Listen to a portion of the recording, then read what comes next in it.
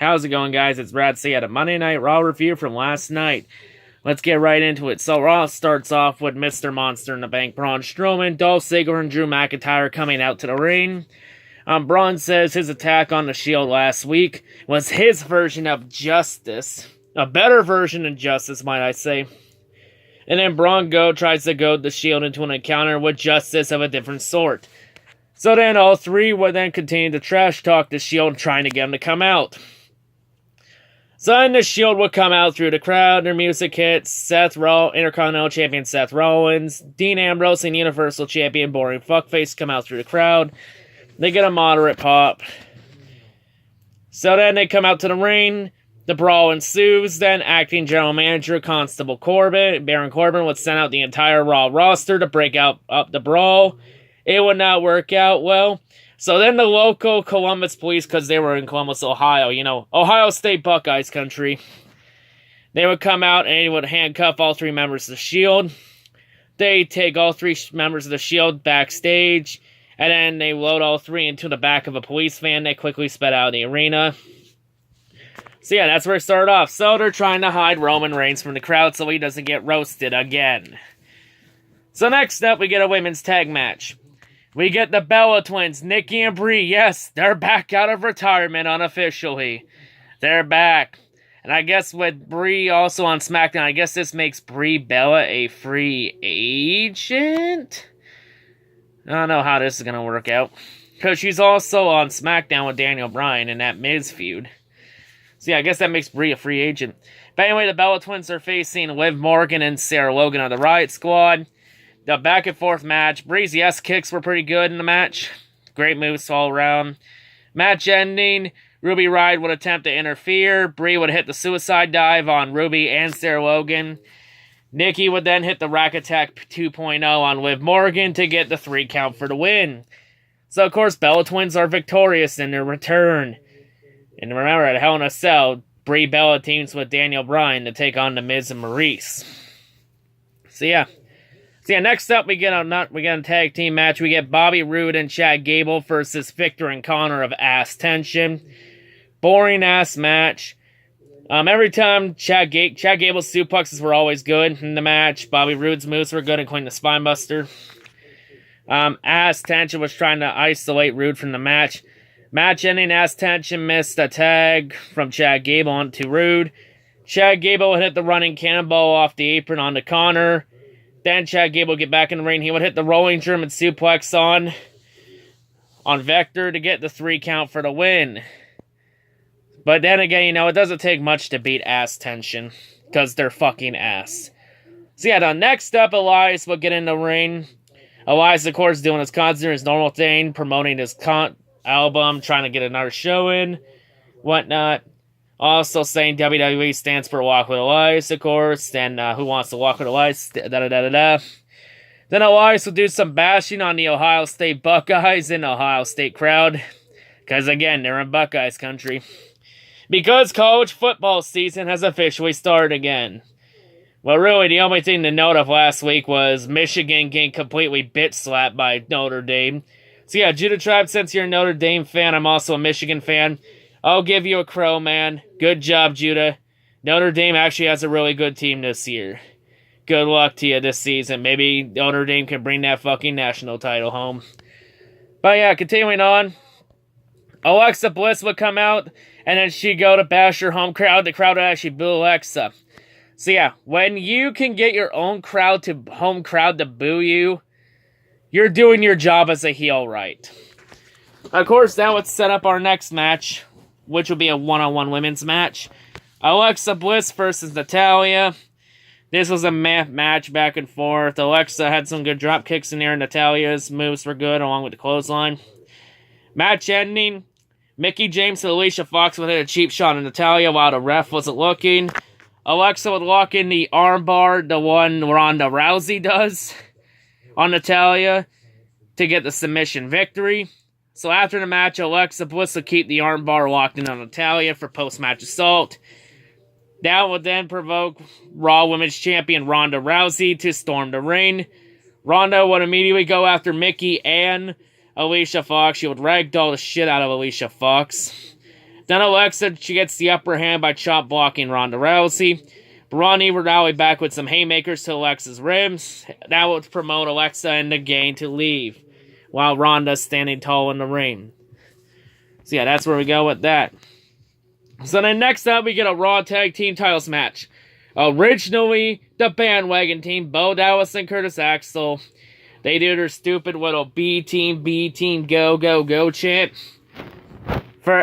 Originally, they were supposed to defend against Scott Dawson and Dash Wilder, the Revival.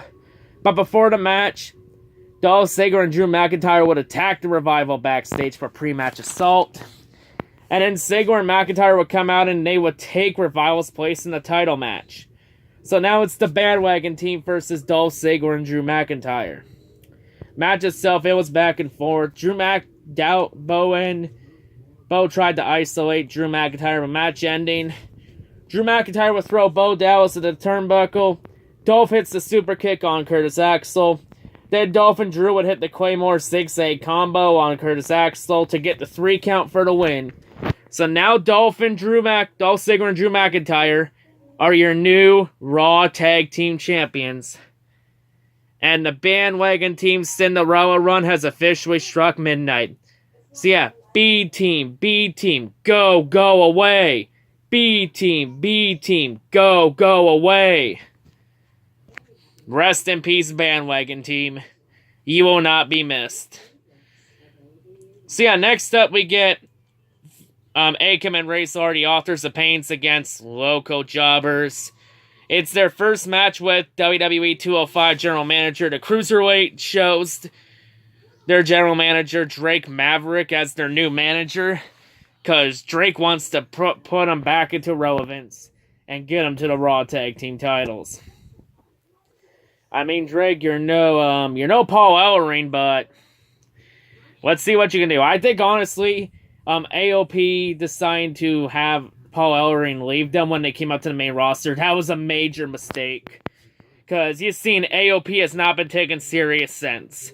Maybe now they can be serious and they will go for the titles. But to this match itself, it was fucking trash. It was a squash match. AOP win easily. Were you expecting a competitive match? Well, so was I. But yeah. Anyway, continuing on. Next up, we get a segment. So, the Heartbreak Kid, HBK Shawn Michaels, comes out. Yes, Shawn Michaels is here. The sexy boy. So, Shawn Michaels comes out. Then Shawn says that Undertaker was in over his head. And that Triple H had more left in the tank than Taker. So, Shawn was helping build up the Super Showdown main event, that's house show in Australia in first weekend of October, Canadian Thanksgiving, I believe. Yeah, that show, trying to build that main event up between Triple H and Undertaker. And of course, then Shawn would go on and guarantee that Triple H would beat The Undertaker. That would then promote the arena lights to go out. Then you hear the bell gong. And then Undertaker's music hits. And then Undertaker, the old bastard himself, comes out. Does his slow walk to the ring. So then Undertaker comes in. Undertaker says that he has taken the best both Shawn and Triple H had to offer at WrestleMania respectively. And then Taker says that Shawn is still bitter over his career-ending defeat to him back at WrestleMania 26 in 2010. That was actually a good match. Well, honestly, out of the both matches, the match between Shawn and Taker at WrestleMania 25 was the better match. It was a 5-star match, by the way, one of the best matches in WWE all time. But yeah. And then Shawn says that he had honored his vow to remain retired out of respect to the system, to the WWE Universe, and Undertaker himself. And then the crowd starts chanting one more match. You know what? This is going to be one of those rare occasions where I don't bash the crowd for a change. I actually agree with them. I'd like to see Shawn Michaels come out of retirement for one more match. Maybe against Seth Rollins. Maybe against AJ Styles. Will either of those happen? We'll have to wait and see. So then Undertaker says that maybe Shawn was afraid because he knew if he had come out of retirement, Taker would put him down again the exact fate that awaits Triple H at the Super Showdown in Australia, the land down under. You know, by the way, they showed the start times from in my time zone. The show starts at 5 a.m. 5 a.m.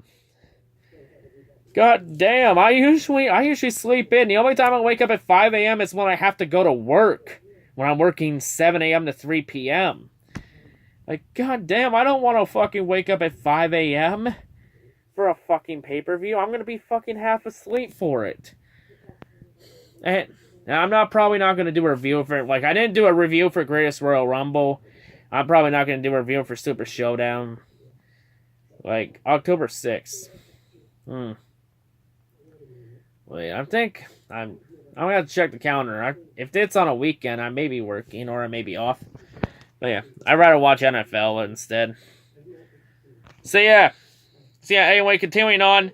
Next up, we got a women's match. We got Sasha Banks and Bayley versus Dana Brooke and Ember Moon. So yeah, this was a boring match.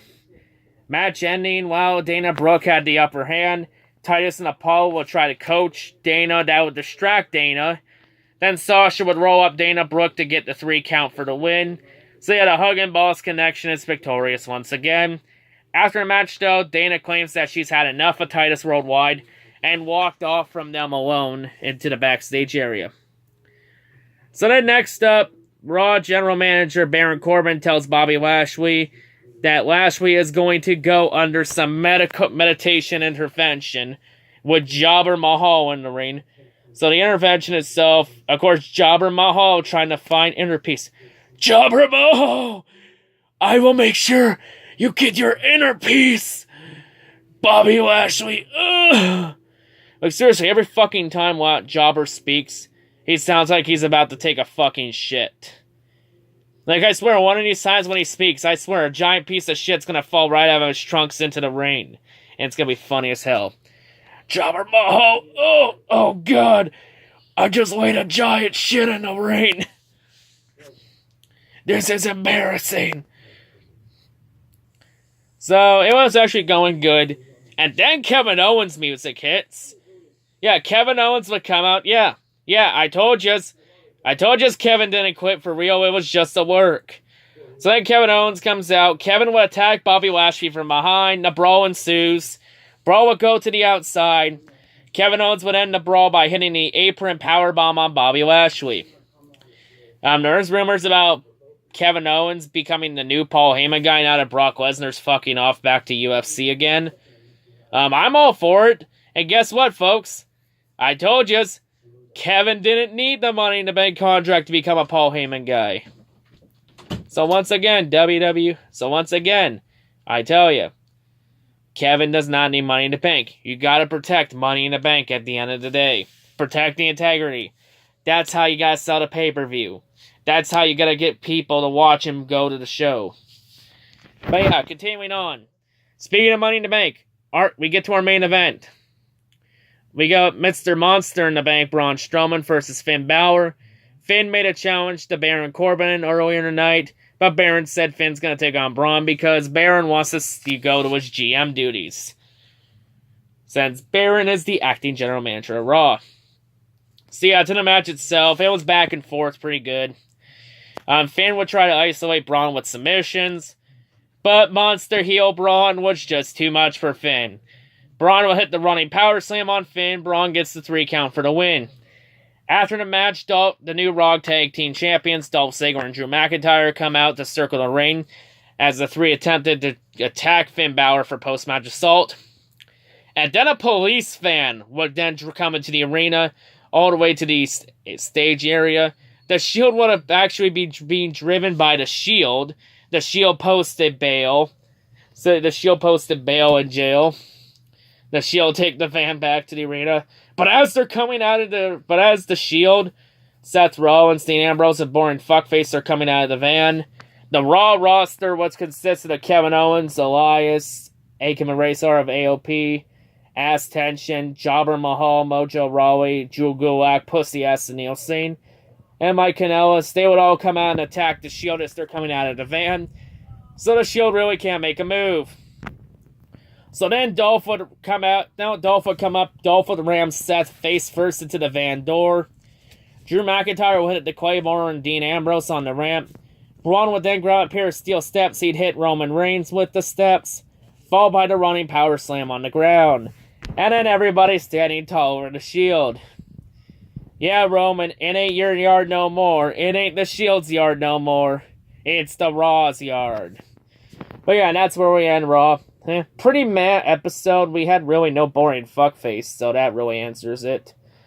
So my final rating for the show, Taker Shawn Michaels segment was good.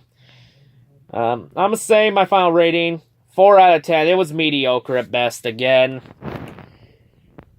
And you know, Vince thinks he's slick by having Roman Reigns team with the Shield to hide Roman from the boos. But guess what, Vince? We know what you're trying to do. And we see right through you. We see right through you, Vince. And yeah, we already know Money in the Bank's going to get wasted at Hell in a Cell. Because we know Braun's losing that cash-in match. Don't worry, I'll rant more about that after a Hell in a Cell review. So you have that to look forward to. But yeah, that's all I got to say. I got a lot of content coming to the channel. You know, because NFL season's back. Detroit Lions play. Got the NFL picks video coming back. So yeah, you got all that to look forward to. But yeah, that's all I got to say. Hope everyone has a great day. And yeah, peace out.